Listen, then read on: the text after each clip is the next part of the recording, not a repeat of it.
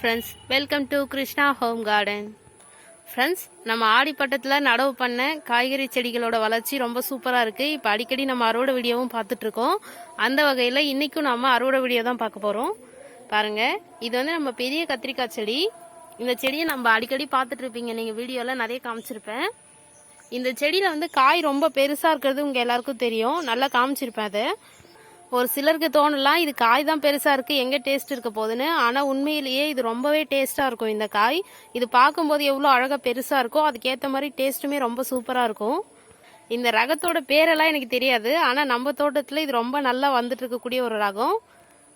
இந்த கத்திரிக்காய் வந்து பொரியல், சாம்பார், காரக்குழம்புன்னு எல்லா டிஷ்ஷுக்குமே ரொம்ப சூப்பராக இருக்கும். அதே மாதிரி இதில் கத்திரிக்காய் கொஸ்து வச்சா ரொம்ப டேஸ்ட்டாக இருக்கும். உள்ளே வந்து காய் பெருசாக இருந்தாலும் உள்ளே விதையெல்லாம் ரொம்ப பிஞ்சாக தான் இருக்கும், ரொம்ப முத்தி இருக்காது.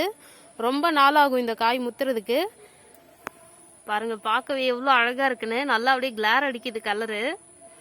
இப்போ அறுவடையே இந்த கத்திரிக்காயிலேருந்தே ஸ்டார்ட் பண்ணிடலாம். இது வந்து ரொம்ப பிஞ்சு காய் தான், இருந்தாலும் இப்போவே பறிக்க போகிறேன் நான். ஏன்னா தோட்டத்தில் வந்து பூச்சி தொந்தரவு அதிகமாக இருக்குது, அதனால நல்லா இருக்கும் போதே பறிச்சுக்கிறது தான் நல்லது.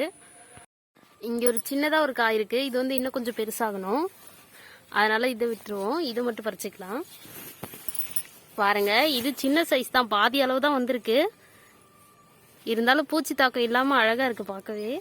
இப்போ பறிச்சிடலாம். இதை பறிச்சாச்சு ஃப்ரெண்ட்ஸ். இன்னொரு காய் தரையோட தரையாக ஒட்டிட்டு இருக்கு, இதையும் பறிச்சுப்போம். அடுத்ததாக க்ரோ பேக் கார்டன்லேயும் நிறைய கத்திரிக்காய் இருக்குது, எல்லாத்தையும் பறிச்சுப்போம். இங்கே பார்த்தீங்கன்னா இங்கே ஒரு நீட்டு கத்திரி செடி இருக்குது.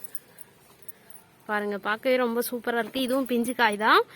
இப்போ வந்து நிறைய அறுவடை இருக்குது நம்ம தோட்டத்தில், அதனால குயிக்காக அறுவடை பண்ணி முடிச்சுட்டு உங்களுக்கு காட்டுறேன் நான். இப்போ அடுத்ததாக கொத்தவரையும் வெண்டைக்காயும். பாருங்கள், காஸ்மோஸ் செடிக்கு நடுவில் ஒரு கொத்தவரை செடி ரொம்ப அழகாக காய்ச்சிட்ருக்கு. வெண்டைக்காய் கூட நிறைய இருக்குது. இப்போ எல்லாத்தையும் மொத்தமாக அறுவடை பண்ணிவிட்டு உங்களுக்கு காட்டுறேன். ஃப்ரெண்ட்ஸ், வெண்டைக்காயும் கொத்தவரையும் அறுவடை முடிஞ்சது. இப்போ அடுத்ததாக நம்ம சுரக்காய் அறுவடை பண்ண போகிறோம். இங்கே ஒரு பூசணிக்காய் இருக்குது, ஆனால் இது இன்னும் கொஞ்சம் முத்தணும், நல்லா கலர் மாறணும். இப்போ இந்த சுரக்காயை பறிச்சுக்கலாம்.